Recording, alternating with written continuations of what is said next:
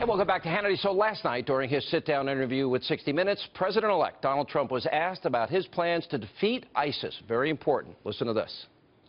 You have said that you're going to destroy ISIS. Now, how are you going to destroy? I don't tell you that. I don't tell you that. Yeah, I'm not like the people going in right now and fighting Mosul, and they announced it 4 months before they went into Mosul, and everybody now it's a tough fight because, number one, the people from the leaders of ISIS have left. Why do I have to tell you that? Troops on the ground? I'm not going to say anything. I don't want to tell them anything. So, does Donald Trump have a point? Also, earlier today, Senator Joni Ernst of Iowa wrote a letter to President Obama declaring, quote, ISIS and its sympathizers are growing more overt in Latin America. How can President-elect Donald Trump stop this growing threat for all of us? Here with reaction, former spokesman for the U.S. ambassador to the UN and Fox News contributor Rick Grenell, also the author of Defeating Jihad, Dr. Sebastian Gorka.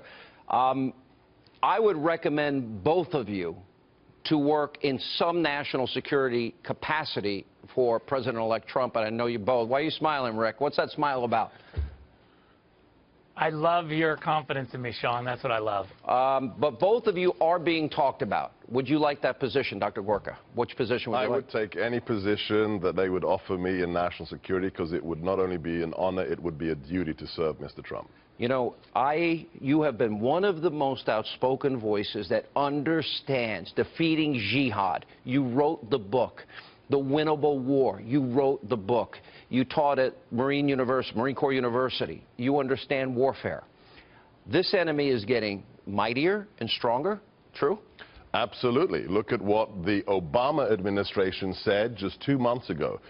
President Obama had his ISIS powwow in the Pentagon. The National Counterterrorism Center briefed him. That's the highest intelligence body on terrorism alone. They told him, and I quote directly because it leaked to the press, there are now fully operational ISIS affiliates in 18 nations. Problem with that, Sean, 2 years ago, that number was 7. They have more than doubled in 2 years. Have you spoken directly to President-elect Trump? I advised him. We talked national security several occasions last year, and this morning I was in Trump Tower, not with him, but with other people who are working national security. Rick, what position, I mean, you have great credentials as well. What would you like to do if you had the chance? Because I know you're under consideration. Look, you know, I have to be honest with you. There's so much work to be done, and I'm ecstatic about President-elect Trump. Whatever he says that he wants people to do, I think everybody's going to jump to help him. He has got an enormous task. I mean, you think about what's happening already in the Obama administration. I already hear President Obama talking like the next president is going to defeat ISIS. You know what that means, Sean? It means that for the next 2.5 months, ISIS hears, we can do anything we want because for 2.5 months while President Obama is still the president, he's not going to take us out. That makes me angry. President Obama still, I don't want to just say that the next president has to crush ISIS. This is a daily problem. We need to still go after them now. President Obama needs to put away the political thinking and get accurate intelligence so that we can crush the command and control center of ISIS today, not on January 21st, 22nd, 23rd. Dr. Gorka, I'll throw this to you. What about the 1,000 FBI, Homeland Security investigations going on in the country today? ISIS sympathizers in all 50 states. Shouldn't that be at the top of the list that we think we have people here? Let's talk not just about leads. We've got 1,000 leads. That could pan out to whatever.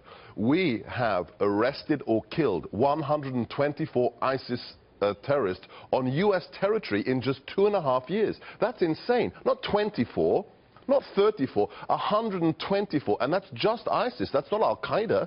That's just ISIS, Sean. Yeah, but part of extreme vetting or not allowing, you know, what I don't understand, I like Syrian safe zones because people that are victims of a civil war, we can provide food, medicine, clothing, supplies, beds, and security, whatever they need. I like that, but how do we invite people into a country when they grew up in a country where men get to tell women how to dress, they can't drive, they kill gays and lesbians, and Christians and Jews are persecuted? How do we, it contradicts our own constitutional values. Sean, this is why Brexit happened. This is why the Trump train happened. It's the end of political correctness and insanity. Let me quote to you a Muslim chief of police from the biggest refugee camp in Jordan. I visited there with my family Christmas Day last year, when he tells me as a Muslim, look, we're going to help these guys. I'm a Muslim, they're a Muslim. But you know what the long-term solution is? They go home. Right. We don't want to keep them here in Jordan. And the idea that they go, he said, the idea that they go further west is crazy. That's insanity. Yeah. Rick, what do you Sean, think? Can I add one thing to yes, this? Yes, sir. Before we even got to the point where we had millions of refugees, we saw the Obama administration refusing to make tough decisions throughout all of the Middle East. I mean, the Arab Spring turned into the Islamic awakening because we weren't able to lead the world. I hear from diplomats all the time at the UN. People are hungry for U.S. leadership. They want to plan on the Iran deal. They know the Iranians are not complying. The worldwide ambition caliphate is real, correct? They want convert or die. Yes, and it's real. And they're the first group, the first jihadi group in 90 years to do it, Sean. Yeah. No JV team. All right, guys, good to see you both. Good luck in your future endeavors. It'll be fun to watch your hard work come to fruition. I think the country will benefit from both of you.